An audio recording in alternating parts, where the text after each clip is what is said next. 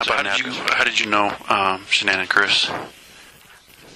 Me and Chris have been best friends for almost 25, 30 years. So I've been in and out of their lives quite a bit over the years. I've met Shanann on multiple occasions. I've met their daughters multiple occasions, and me and Chris would stay in contact via phone call or text message, or if we would go see each other.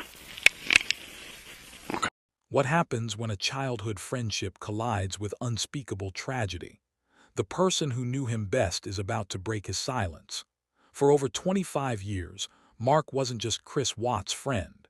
He was family, growing up together, sharing countless memories, and maintaining a bond that most people only dream of. Mark had a front row seat to Chris's life. He knew the Watts family intimately, heard Cindy's frustrations, and witnessed dynamics that few outsiders ever saw. But nothing could have prepared him for August 13, 2018. In this exclusive CBI interview conducted in the aftermath of one of the most shocking family annihilations in recent history, Mark speaks with raw honesty about the man he thought he knew. His answers are unfiltered, his perspective unique, and his pain undeniable. This is the story of friendship, family secrets, and the haunting question: how well do we really know the people closest to us? Heavenly Father, we lift up Shanann, Bella, Celeste, and baby Nico to you. Though their lives were taken far too soon in an act of unimaginable violence, we know they rest in your eternal embrace. Grant them the peace they were denied in their final moments. May their memory be a blessing, and may their story continue to shed light in dark places. Comfort all who love them and let justice and truth prevail. In your holy name we pray. Type Amen in the comments section and let us know where you're watching from.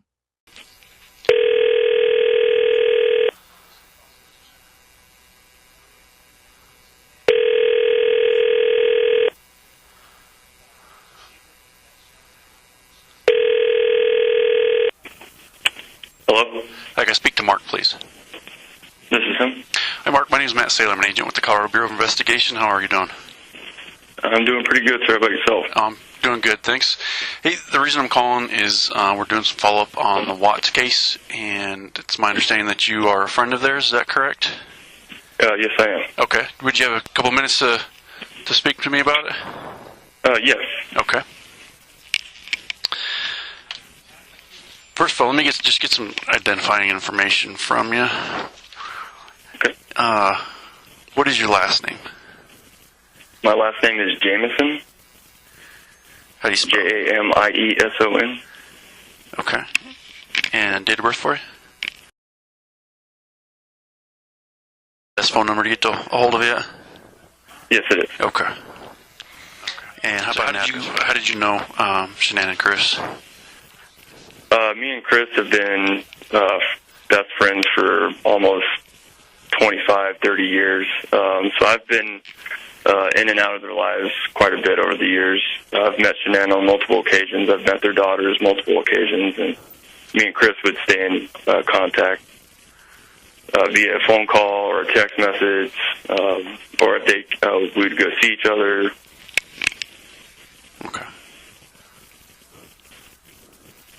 So were you friends with Chris before he met Shanann? Yes, I was. Okay. Oh, yeah, I guess for 25 years you would be, huh? Yeah. You guys grew up together then?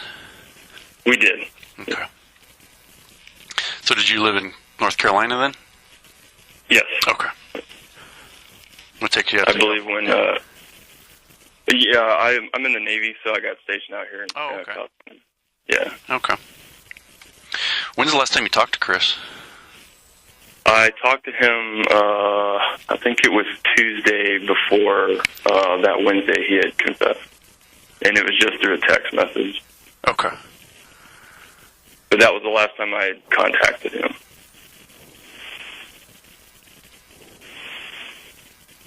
Did you initiate that, or did he? I initiated it. Okay. And was there like a back and forth conversation, or how did that go? No, it was just me basically saying, I hope he's okay, I hope the family's okay, that I knew he was busy and he's probably got a lot going on.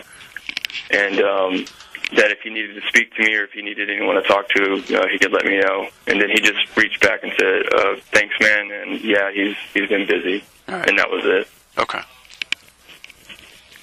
So before that, when's the last time you had a conversation with him? Before that, right off the top of my head, it was also a text message, and it was about, I want to say, a week and a half before this incident happened. Again, it was just through text message. And I was basically telling him, like, "Hey, man, reach out to me, like, talk to me." And he would text me back, but he never called me, and we never saw each other. Okay. Yeah. Was that unusual? No, I just knew he was busy. I just knew he had a lot of things going on.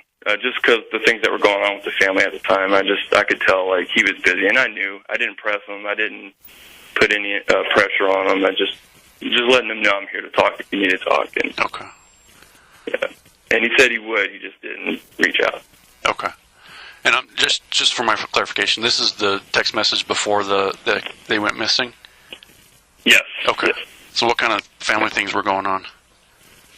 I just knew that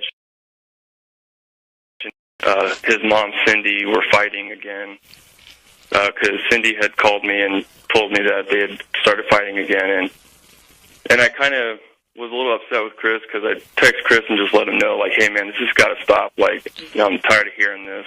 And he reached back to me and said he understood, he knew what was going on, and he kind of clued me in on him and Shanann are going to separate and get a divorce. And that's when I told him, like, "Well, I'm here if you need to talk, man." And he said he would reach out to me some more, but he never really did after that. Okay. Yeah. What were Shanann and Cindy fighting about? She said that, and this is coming from Cindy, that Cece had a food allergy to chocolate, and I guess Cece ate a whole bowl of Hershey Kisses, and Shanann came into the living room and was just yelling at Cindy and, telling her she's trying to kill her baby or something like that because of the food allergy. And Cindy had no idea, and she claimed she had no idea about it. And they had this huge argument, and she ended up kicking Shanann out of the house, telling her to leave. And then shortly after that, Cindy called me crying and afraid, because she was afraid she had just lost Chris, that Shanann was going to turn Chris against her, like what has happened in the past. And okay. So she had called me crying and just letting me know, and that's when I just text Chris, like, "Hey, man, like, what's going on, dude?" And yeah. Okay. You said that in the past Shanann's turned Chris against Cindy. What can you tell me about that? Yeah, so right around the time when they were engaged, I believe, Chris and Shanann were engaged, this huge fight between Cindy, Jamie, and Shanann was taking place, and they all felt like Shanann was trying to turn Chris against the family. And for a little bit there, Chris was on Shanann's side, not really defending his family. But I guess over the course of a year or two, they ended up patching things up, and they finally made amends, and they had back to a talking relationship again. And okay. Then this happened, and so it was we're basically going back to square one. Gotcha. And so could you tell, was Chris taking Shanann's side again in the fight about the food allergy thing? Yeah, so Cindy did say that Chris initially was on Shanann's side, like he was upset with his family. But then, out of nowhere, Cindy did text me or call me again and say that Chris has decided to separate from Shanann. Okay. And then all of a sudden, like, it was Chris, he was even telling me during the text messages that he had seen the true side of Shanann and that he is done. He doesn't want to be with her anymore. And so we were like, okay. And that's what I was like, "Hey, man, I'm here if you want to talk. I understand this is going to be a big process, so just let me know, man." And he said he would, but he never reached out. Okay. Do you know what he meant by that when he said he saw the true side of Shanann? I didn't ask, because I didn't feel like it was my position to dig, but I had assumed that he had seen, because for years his family has always assumed that Shanann has been pretty shady. And I never really saw it, but they all had reason to believe that she was very, very, there was something about her. And Chris said he had finally seen whatever his family had seen. He had finally seen that side of her. And yeah. Do you know what it was that the family was seeing in her? She was just, this is what they were telling me, is that she was very shady. She had a dark past, like, I don't know, like sleeping with her old boss, and even while she was seeing Chris, and money issues with her boss. She was just very conniving, and that was what they were telling me. Now, when I saw Shanann, I didn't see any of that. Like, she was always very pleasant. Okay. Yeah.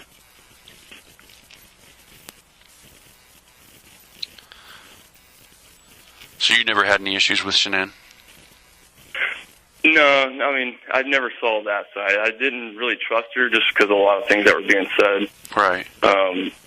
Yeah, but I never actually physically saw anything. Okay.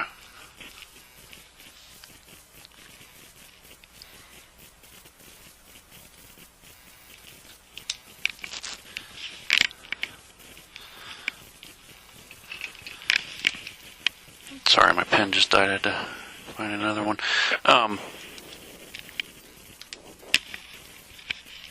So he never really gave specifics about what he saw or the reason he was wanting to separate? He did not. I was basically letting him know about the conversation that I had with his mother, just cluing him in on what his mom was saying about Shanann, and he was not really confirming it, but confirming it that, yeah, I've seen that part of Shanann, but he never said exactly what he saw. He just said, I've seen that side of her, I've seen the true side of her, and I'm done. Okay. I was like, okay. In your conversations with Chris recently, have you noticed any change in him? No, just in his eyes, I could tell he looked stressed. He looked wore out. But he's always been Chris. He's never been anything but that. Like, no signs of a dark side to him or anything. Chris has always been a nice guy. Always been a good guy. He's been a great friend. Okay. Even when I saw them in San Diego, Chris was still Chris. Like, he was your average, typical Chris. Yeah. How long ago was that? I believe that was in June, or no, not June, excuse me, July. I can't remember off the top of my head, but they came down for a trip, for a company trip. And okay. They only stayed for like a weekend, but I went down to see them one day. Okay. Are you pretty close to San Diego? I am. Okay. I've never heard 29 About. It's in the middle of the desert, and it sucks, but oh, really? I'm about 3 hours. Yeah, I'm about 3 hours from San Diego. Oh, okay. So you're in the Navy in the middle of a desert? Yeah, I'm a Navy corpsman, so we're stationed with the Marine Corps. Oh, okay. Anytime we do their medical, so we have to.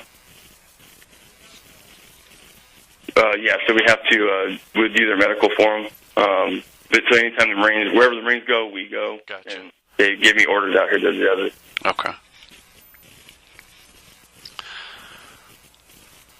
So what was your opinion of Shanann then? Initially, I liked her. I remember when Chris first met her, he was so excited about it, and I was excited for him. But over the years, like I said, the family had really, Chris's family had really had an issue with her, and she had an equal issue with his family, and it's just kind of, I started to get the uneasy feeling that they were getting. But again, like, I never really saw anything that they were seeing, because I think they were more close to her than I was. I was just Chris's friend, and they're the family. They're on that constant form of contact. But for me, every time I was there, I went to their house, or they would come see me, or we would text or talk. Like, they were always good. They always seemed fine. And Shanann never really exhibited anything that they were claiming, but there was always, after a while, there was that uneasy feeling about her, like something has to be there if everyone's got such a problem with her. Okay, but you never saw anything yourself? But I never actually saw it. Okay. Did Chris ever tell you about any of those things that he also saw in her that her family was talking about? He did not. Okay. And again, I didn't press because I didn't want to dig into his personal life. Right. Yeah. Okay.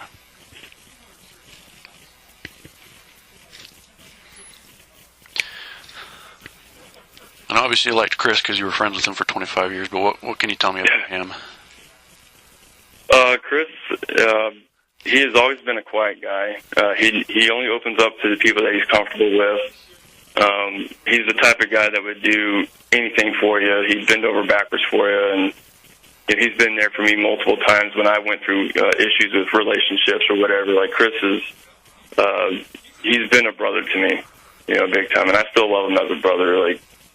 This all comes as a shock, but still, Chris is a good guy, and the way the media is painting him out to be this, that's not Chris at all. Yeah.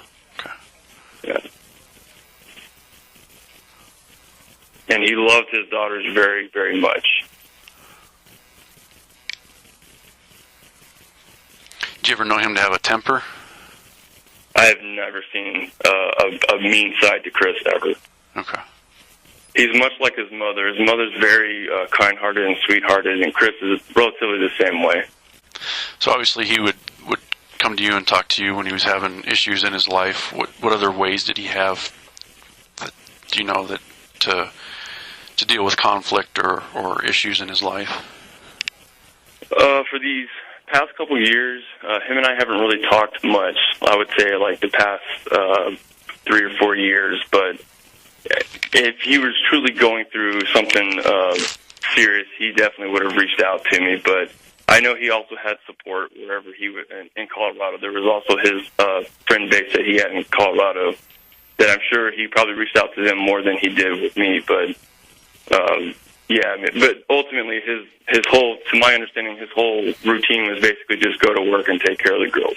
Okay. Do you know who his friends are here in Colorado? I do not. Okay. I've never met any of them. Okay.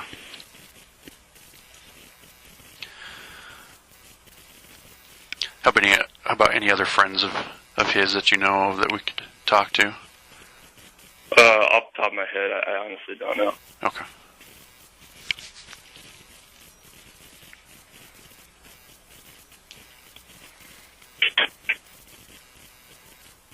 Because I think a lot of the people he knew, Shanann had known. I'm sorry, say that again? I said that a lot of the people that Chris knew, Shanann knew. They were Shanann's friends. Oh, okay. Gotcha. Yeah.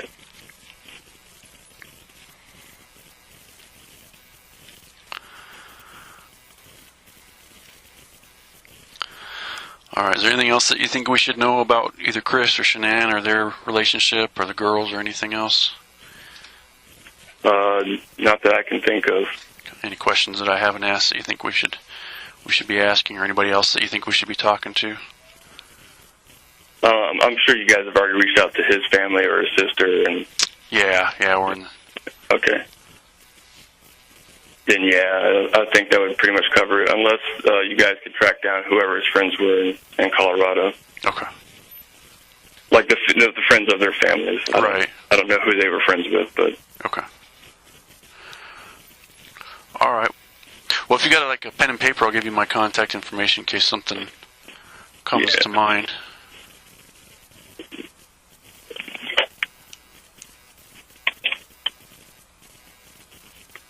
Okay, go ahead. My name is Matt Saylor, Sailor. Okay. Just like the Navy. Yeah, right on. And I'm an agent with the Colorado Bureau of Investigation, CBI.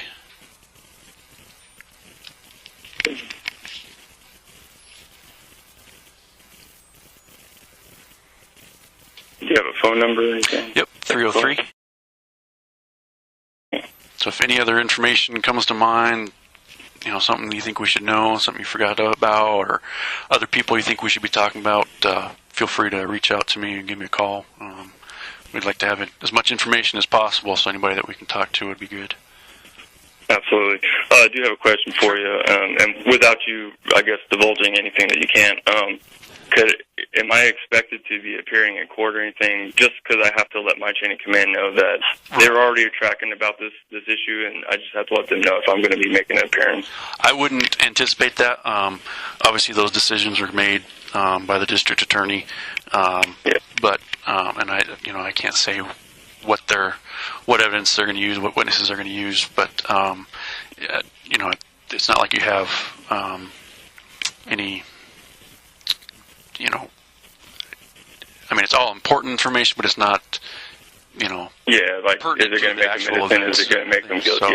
So, so, I mean, you'll go into my report as a witness just because I talked to you, but I wouldn't anticipate you having to be called for trial. Okay. But I can't rule it out, obviously, so. Right. Any other questions I can answer or try to? That's it. Okay. All right. Well, I appreciate your time. Appreciate you talking to me today. Yeah. Thank you very much. All right. Thank you, sir. Have a good day. All right. You too. All right. Thanks. Bye. Yep. Bye-bye.